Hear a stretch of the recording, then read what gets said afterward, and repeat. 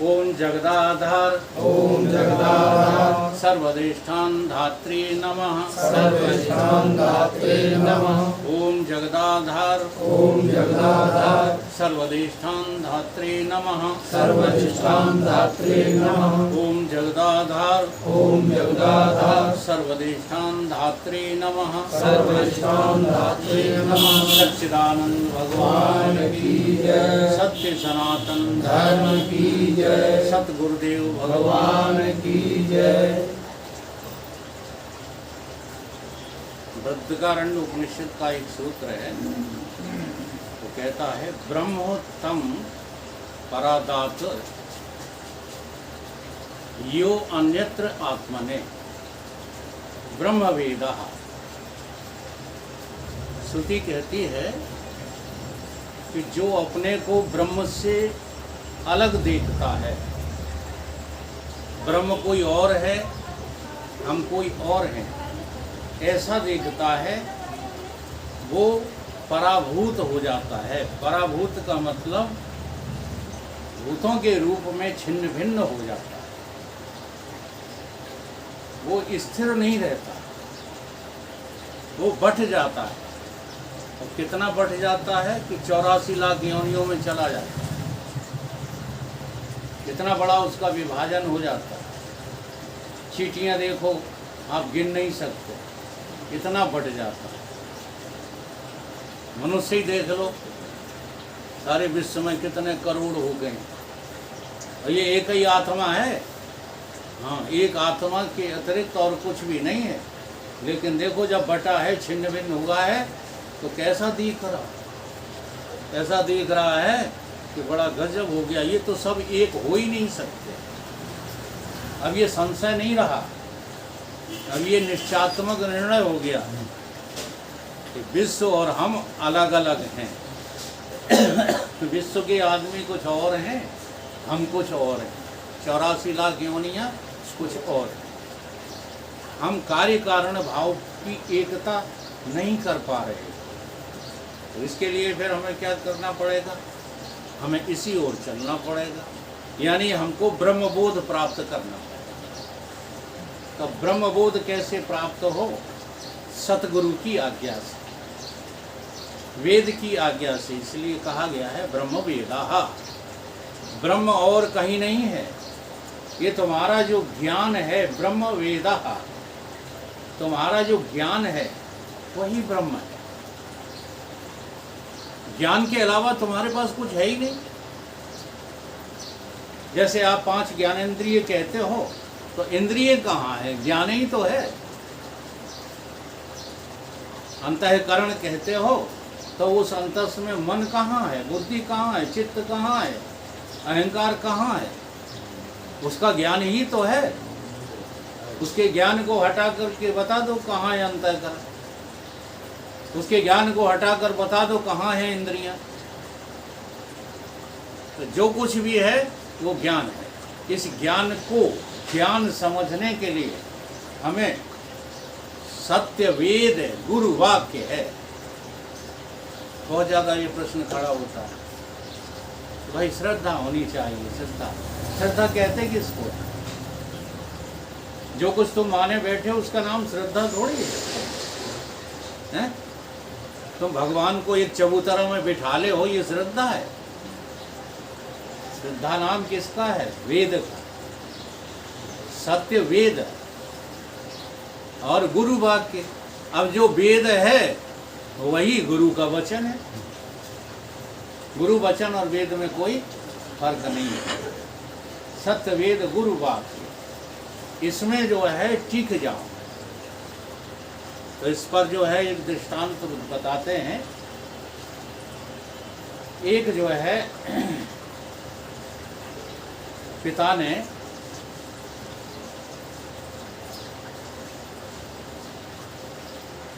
अपने जो है, पिता ने नहीं, माता ने, दृष्टांत जो है छोड़ा जा रहा है। किसी माता से किसी जो है बालक ने, कैसा बालक है? थोड़ा सा समझदार है लेकिन अबोध बालक है।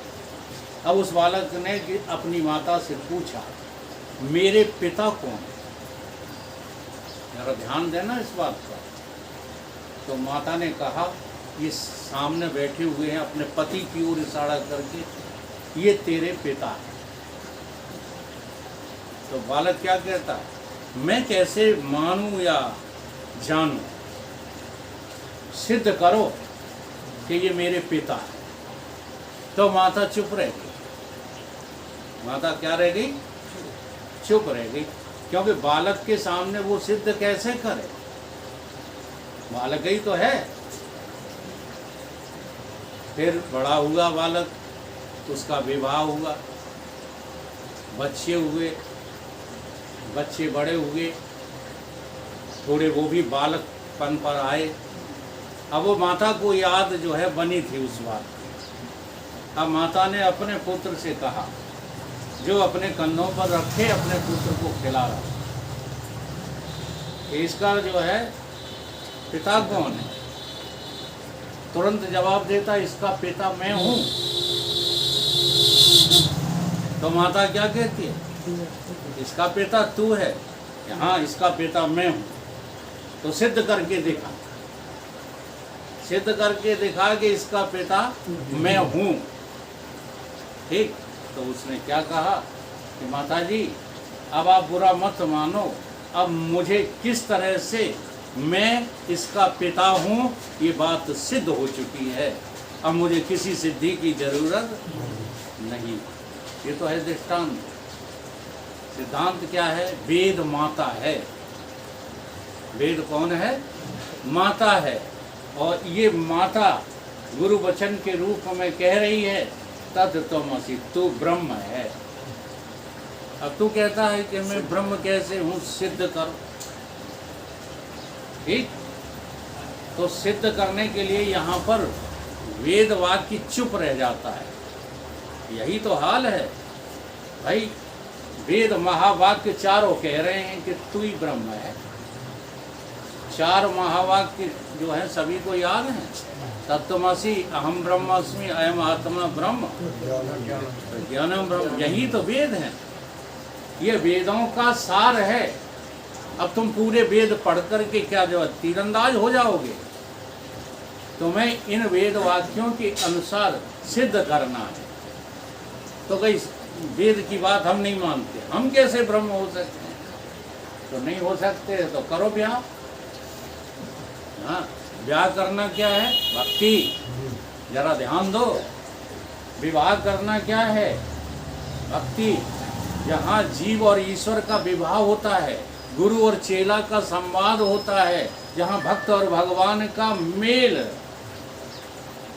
जहाँ दो जीवों का क्या होता है? मिलन। कहाँ? व्यवहार में। और परमार्थ में भगवान और भक्त का मेल। अगर ये भक्त भगवान से नहीं मिलेगा, समझे, तो कभी ये सिद्ध नहीं हो पाएगा कि मैं ब्रह्म हूँ। इसलिए भक्ति नितांत आवश्यक है। बिना भक्ति के ज्ञान छूछा होता है। और भक्ति क्या पैदा करती है? बताओ। जब विवाह हुआ तो पैदा कौन हुआ?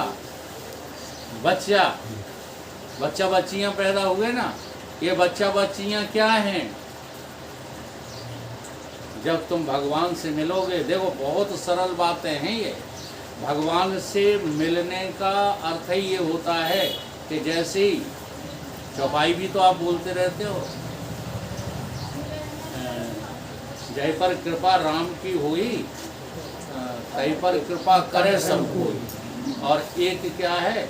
राम कृपा कर चित्तव हैं ये ही वो संत विशुद्ध मिले थे न। तो भगवान मिले कब समझना? जब ब्रह्म ज्ञान समझाने वाला तुम्हें संत मिल जाए तो समझ लेना है कि भगवान से मेरी मुलाकात हो गई। तब तक तो अलल टप्पू भगवानों से उलझे हुए हो। अलल टप्पू भगवान जानते हो? जो तुम्हारे मनोमुखी भगवान है, उनसे तुम उलझे हुए हो। सच्चा भगवान तो तभी मिलता है जब सतगुरु का साक्षात्कार होता है। इसलिए गुरु ही परब्रह्म परमात्मा, गुरु ही ब्रह्मा, गुरु ही विष्णु, गुरु ही शंकर हैं। तीनों रूप में गुरु और चौथे रूप में साक्षात ब्रह्म है कि नहीं? तो शादी हो गई, मिलन हो गया भगवान से। अब जो उत्पत्ति होगी वो क्या होगी? विवेक की होगी। ये बच्चे हैं तुम्हारे, विवेक, वैराग्य, खट संपत्ति और मुमुक्षा, ये मोक्ष की इच्छा ही वास्तविक संतान है। जब तक ये पैदा नहीं हो रहा तब तक तुमने ब्याह किया ही नहीं है, विवाह आपका नहीं हुआ, भक्ति आपने परिपूर्ण नहीं की। भक्ति की पराकाष्ठा का नाम क्या है? जिज्ञासा। जो भगवान की भक्ति में लीन रहते हैं उन्हीं के अंदर ये प्रश्न खड़े होते हैं कि मैं कौन हूँ, वो कौन है, ये जगत क्या है।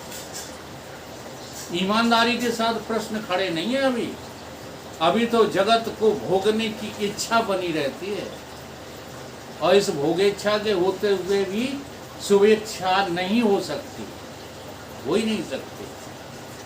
और जब शुभेच्छा हो जाती है तो फिर ये सारी संतानें तुम्हारी पैदा हो जाती हैं। फिर श्रवण भी जो है होने लगेगा। बिना जिज्ञासा के श्रवण नहीं होता, बिना जिज्ञासा के नहीं होता, मनन नहीं होता, निधिध्यासन नहीं होता। और जब सब कुछ ये होने लगता है तो संत की और सतगुरु की बातें स्पष्ट होने लगती हैं। अब दूसरा प्रश्न उसी श्रुति ने दिया, जो किसी के द्वारा जाना नहीं जा सकता, जो किसी से जाना ही नहीं जा सकता, उस परब्रह्म को मैं कैसे जानूं? ये खड़ा होता है प्रश्न, कैसे जानूं? तो उसके लिए जो है बहुत बढ़िया उदाहरण है। जब उदाहरण समझ में आ जाए तब फिर जो है आप सिद्धांत में उसको घटा सकते। कोई आदमी है और वो आदमी सफ़ेद कुर्ता पहन ले तो क्या सफ़ेद हो जाता है? बोलो। अब सफ़ेद कुर्ता उतार के लाल कुर्ता पहन ले, आदमी वही है कि बदल गया? कुर्ता बदल गया कि आदमी बदल गया? कुर्ता का रंग बदल गया कि आदमी बदल गया? तो सफ़ेद कुर्ता पहन करके भी आदमी है, सफ़ेद कुर्ता उतार करके भी आदमी है, लाल कुर्ता पहन के भी आदमी है, लाल कुर्ता उतार के भी आदमी ही है, काला कुर्ता पहन के आदमी है, उतार दे तब भी वो आदमी है। ये दृष्टांत समझ में आया? तो भगवान ने तुम्हें ये तीनों रंग के कुर्ते गिफ्ट में दिए। अब तुम इन कुर्तों को ही पहन करके कुर्ता ही बन गए। सफेद कुर्ता जागृत अवस्था है, लाल कुर्ता स्वप्न अवस्था है, काला कुर्ता सुषुप्ति अवस्था है। अब इन अवस्थाओं में भी तुम हो, अवस्था सहित भी हो तुम, वो अवस्था रहित भी तुम ही हो, कोई और है? जब जागृत है तब तुम नहीं हो, बोलो। जागृत अवस्था है तब तुम हो कि नहीं हो? तो अवस्था हो कि इस अवस्था को जानने वाले हो? कौन हो? अब देखो, अवस्था बने रहते हो, जबकि हो जानने वाले, और बने क्या रहते हो? अवस्था। जागृत अवस्था में तुम देह हो, जागृत अवस्था में तुम पिता हो, जागृत अवस्था में तुम बाबा हो, नाती हो। चलो गुरु चेला भी कब हो? जागृत अवस्था में हो कि नहीं? तो तुम अवस्था बने हो कि अवस्था के जानने वाले हो? कुर्ता बने हो कि कुर्ता के रंग को जानने वाले हो? तुम कौन हो? बड़ा स्पष्ट है ये। कौन हो तुम? जानने वाले। अब जो जानने वाला है वो जानी हुई चीज को मैं क्यों कह रहा है? अब ये कुर्ते बदलते रहते हैं। जब एक कुर्ता होता है तब दो नहीं होते, जब दूसरा होता है तब तीसरा और पहला नहीं होता, जब आखिरी होता है तो ये दो नहीं होते। ये तीनों एक साथ नहीं हो सकते।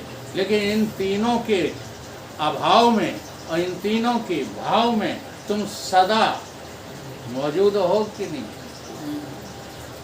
तो रिजेक्ट किसे करना है, बाद किसे करना है? इसी को हमारे जो है वेदांत ने कहा कि शारद शेष महेश विधि आगम निगम पुराण नेत नेत कही जासु गुण करे निरंतर गान। नेति नेति करके साधना करो।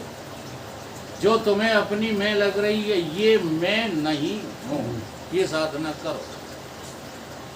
जो भी मैं जागृत में हूँ नहीं हूँ, स्वप्न में हूँ नहीं हूँ, सुसुप्ति में हूँ नहीं हूँ, मूर्छा में हूँ नहीं हूँ, मैं इनमें से कुछ भी नहीं। परंतु इन सब में, इन सब के सहित और इन सब के रहित मैं सदा मौजूद हूँ कि नहीं हूँ? अब ये जो मैं शेष रहता है इसको किससे जानोगे? तो बड़ा बढ़िया दृष्टांत है।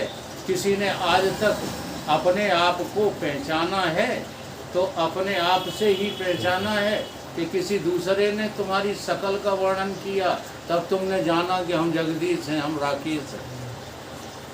बोलो। हजारों जो है वर्णन करते रहते कि राकेश तुम्हारी नाक लंबी है, तुम्हारा माथा चौड़ा है, कान तुम्हारे छोटे हैं, मुंह तुम्हारा इतना बड़ा, वर्णन करके लिखते रहते, तुम पढ़ते रहते हैं। जब तक तुमने अपने को देखा ना होता कैसे जान जाते कि हम राकेश हैं? अपने से अपने को जानना है, कोई नहीं जान सकता तुमको। इसलिए भगवान कहते आत्मना तुष्टः स्थिति प्रज्ञता उच्यते। अपने से अपने को जानो। तुमने अपनी शकल कहाँ देखी? बोलो। हैं? कहाँ देखी? अब शीशे में यदि शकल देखी आपने अपनी और शीशा होता डिफेक्टिव, शीशा कैसा होता? दूषित होता, तो उसमें आपकी जो ओरिजिनल शकल है वो दिखाई देती। और तुम खामखा अपने को कैसा समझ बैठते? जैसा दूषित है तैसा ही समझ बैठते कि मैं तो ऐसा हूँ, जबकि वैसे तुम हो नहीं। हाँ, जैसे शीशे में दिख रहे हो तुम तो वैसे हो जैसे शुद्ध शीशे में दिख रहे हो। तो शुद्ध दर्पण बना लख रूप अपना जो पुराना, ये तुझे सच्चिदानंद पाना। तुम्हें साधना क्या करनी है? शीशा शुद्ध करने की साधना करनी है। परमात्मा को, आत्मा को जानने की साधना नहीं करनी। जिस शीशे में तुम दिख रहे हो वो शीशा ही तुम्हारा कैसा है? दूषित है, क्रैक है। आईने के 100 टुकड़े करके हमने देखे हैं। आईने के 100 टुकड़े करके देखो, फेंक दो। एक में भी हम तन्हा थे और 100 में भी हम अकेले ही हैं।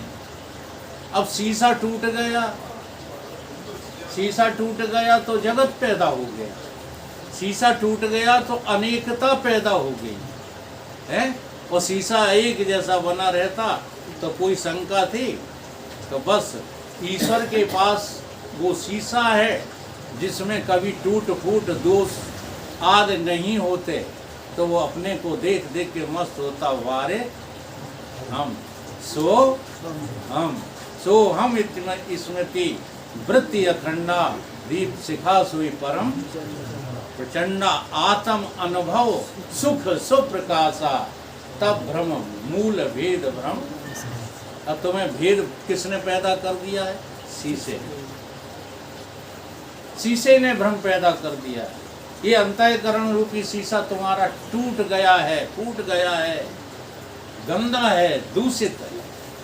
इसलिए तुम कुछ के कुछ नजर आते हो।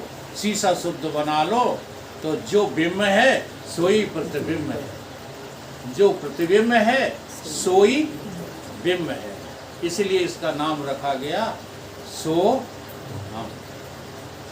क्या रखा गया? तो ब्रह्म या आत्मा अपने से ही अपने को जानती है, कोई इसे जान नहीं पाता। जब जानोगे तब तुम ही जानोगे। क्या जानोगे? कि अहम ब्रह्म। तब गुरु से कहोगे, क्या कहोगे? अरे सतगुरु द्वारे पे गजब हो गया, अहम ब्रह्म जान के जगत खो गया। श्री सतगुरु द्वारे पे